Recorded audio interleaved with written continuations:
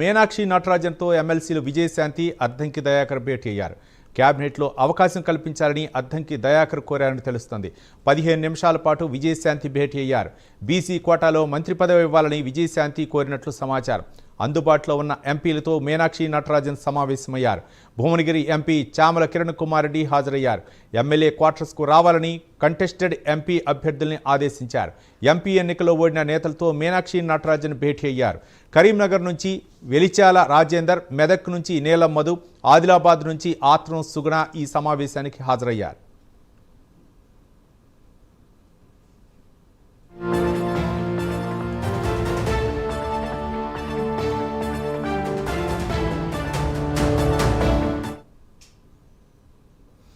మీనాక్షి నటరాజన్తో ఎమ్మెల్సీలు విజయశాంతి, అద్దంకి దయాకర్ భేటీ అయ్యారు. క్యాబినెట్లో అవకాశం కల్పించాలని అద్దంకి దయాకర్ కోరారని తెలుస్తుంది. 15 నిమిషాల పాటు విజయశాంతి భేటీ అయ్యారు.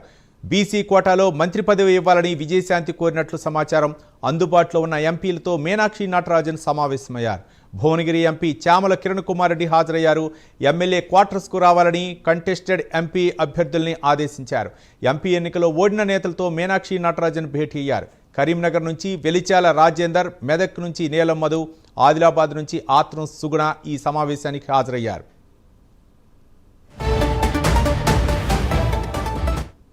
దీనిపై మరింత సమాచారం మా కరెస్పాండెంట్ అజిమ్ లైవ్ ద్వారా అందించడానికి సిద్ధంగా ఉన్నారు. అజిమ్, ఎమ్మెల్యే కోటర్స్లో ఏదైతే ఏఐసీసీ ఇన్ఛార్జ్ మీనాక్షి నటరాజన్ ఉదయం నుంచి కూడా వరుసగా పార్లమెంట్ వారీగా ఏదైతే సమావేశాలు నిర్వహిస్తున్నారు. అయితే ఈరోజు ఏదైతే నాగర్ కర్నూలు, సికింద్రాబాద్ అలాగే వరంగల్ పార్లమెంట్లకు సంబంధించినటువంటి ఎమ్మెల్యేలతో అలాగే అక్కడ ఎమ్మెల్యేగా పోటీ చేసి ఓడినటువంటి కంటెస్టెడ్ క్యాండిడేట్స్తో ఏదైతే 1-to-1 ఏదైతే సమావేశం నిర్వహించారో ఈ సమావేశంలో మీనాక్షి నటరాజన్ అనేక ప్రశ్నలు వారిని అడిగినట్టు కూడా తెలుస్తుంది. ఎలా ఉంది పార్టీ పరిస్థితి, ఆ నియోజకవర్గంలో పథకాలు ఏ మేరకు అమలవుతున్నాయి, సో పథకాల అమలును ఏ మేరకు ప్రజల్లోకి తీసుకెళ్తున్నారు, ఎలా తీసుకెళ్తున్నారు, అలాగే అక్కడ ఉన్నటువంటి పార్టీ పరంగా ఏమైనా డిస్టర్బెన్సెస్ ఉన్నాయా, ఉంటే ఎవరి వల్ల ఉన్నాయి, ఇలాంటి అనేక క్వశ్చన్స్ వారు అడిగి తెలుసుకుంటున్నారు. అలాగే పార్టీ పదవుల్లో ఇంకేమైనా ఆశిస్తున్నారా అని చెప్పి అటు ప్రజెంట్ ఉన్నటువంటి ఎమ్మెల్యేలు కావచ్చు, అలాగే ఏదైతే కంటెస్ట్ చేసి ఓడిపోయినటువంటి ఎమ్మెల్యేలు కావచ్చు, వీరందరినీ కూడా ఏదైతే స్వయంగా అడిగి తెలుసుకుంటున్నారు. అయితే 1-to-1గానే ఏదైతే సమావేశం నిర్వహిస్తున్నారు. దీంతో పాటు ఈరోజు ఏదైతే కార్పొరేషన్ చైర్మన్ 40 to 45 మెంబర్స్ వరకు ఉన్నటువంటి కార్పొరేషన్ చైర్మన్లతో కూడా ఏదైతే 1-to-1 సమావేశాన్ని నిర్వహించారు మీనాక్షి నటరాజన్. అయితే కొద్దిసేపటి కిందనే ఏదైతే కార్పొరేషన్ చైర్మన్లకు సంబంధించినటువంటి సమావేశం ఏదైతే ప్రారంభమైంది. ఇప్పటికే కార్పొరేషన్ చైర్మన్లు ఒక్కొక్కరుగా ఏదైతే ఎమ్మెల్యే క్వార్టర్స్కి చేరుకొని వారి అభిప్రాయాలను అటు మీనాక్షి నటరాజన్ ముందు వారు ఉంచుతున్నారు. కొంచెం మంది అయితే ఎంపీలు ఏదైతే చామల కిరణ్ కుమార్ రెడ్డి కావచ్చు, ఇతరులు కూడా కావచ్చు, ఏదైతే మాట్లాడుతున్న సమావేశంలో ప్రజలకు ఏదైతే పథకాలు ఏవైతే ఉన్నాయో పూర్తి స్థాయిలో అందుబాటులోకి వెళ్తున్నాయి, కానీ మరి ఎవరికి వెళ్తున్నాయి అనేది కార్యకర్తలకు కావచ్చు, మండలానికి సంబంధించినటువంటి పార్టీ అధ్యక్షులకు అందరికీ లిస్టు తెలియాల్సినటువంటి అవసరం ఉంది. లిస్టు తెలిస్తే రేపు జరిగినటువంటి సర్పంచ్ ఎన్నికల్లో అది చాలా ఉపయోగపడుతుంది. ఎవరు ఎక్కువ శాతం ఉన్నారు, అంటే ఎంత మేరకు ఆ నియోజకవర్గంలో 60% ప్రజలకు అందిందా, 40% ప్రజలకు అందిందా అనేది విషయాలపై క్లారిటీ వస్తుందని చెప్పి కూడా కొంతమంది ఎంపీలు, ఎమ్మెల్యేలు ఏదైతే మీనాక్షి నటరాజన్ చెప్పినట్టు తెలుస్తుంది. ఇక ఎమ్మెల్సీ, ఇటీవలే ఎమ్మెల్సీ అయినటువంటి అద్దంకి దయాకర్ అలాగే విజయశాంతిలు కూడా ఏదైతే మీనాక్షి నటరాజన్తో భేటీ అయ్యారు. ఈ భేటీలో సుమారు 15 నిమిషాల పాటు విజయశాంతి పార్టీ వివరాలపై మాట్లాడారు. అలాగే చిట్ చాట్ చేస్తూ కూడా ఇటీవలే ప్రవేశించిన కమిటీలలో ఎక్కడ పేరు రాలేదంటే కూడా ఖచ్చితంగా తగిన సమయంలో తగిన కమిటీలో పేరు వస్తుంది. సో ఖచ్చితంగా ఇప్పుడు రాలేదంటే ఇంకో కమిటీలో అవకాశం వస్తుంది అనుకోవచ్చు అని చెప్పారు. కానీ పైన మీనాక్షి నటరాజన్తో అయితే బీసీ కోటాలో, మహిళా కోటాలో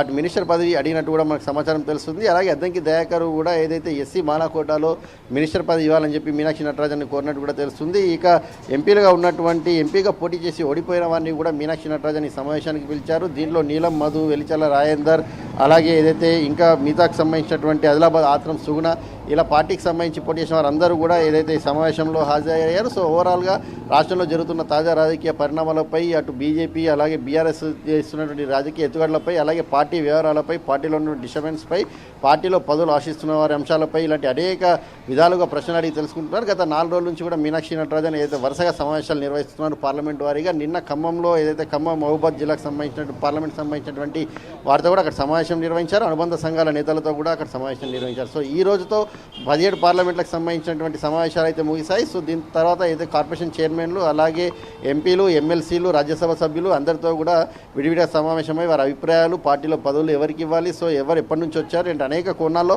అందరిని అడిగి కూడా తెలుసుకుంటున్నారు. సో దీనికి సంబంధించి రాత్రి 9 గంటల వరకు కూడా అయితే ఓల్డ్ ఎమ్మెల్యే క్వార్టర్స్లో ఈ సమావేశం కొనసాగినట్టు కూడా మనకు తెలుస్తుంది. సో నేతలైతే వారు ఆశిస్తున్నట్టు పదవులు చెప్తున్నారు. అలాగే గ్రౌండ్ లెవెల్లో ఉన్నటువంటి పార్టీకి సంబంధించిన పథకాల అమలు తీరుపై కూడా ఏదైతే వారి అభిప్రాయాలు చెప్తున్నారు. సో అక్కడ ఉన్న డిస్టర్బెన్సెస్ చెప్తున్నారు.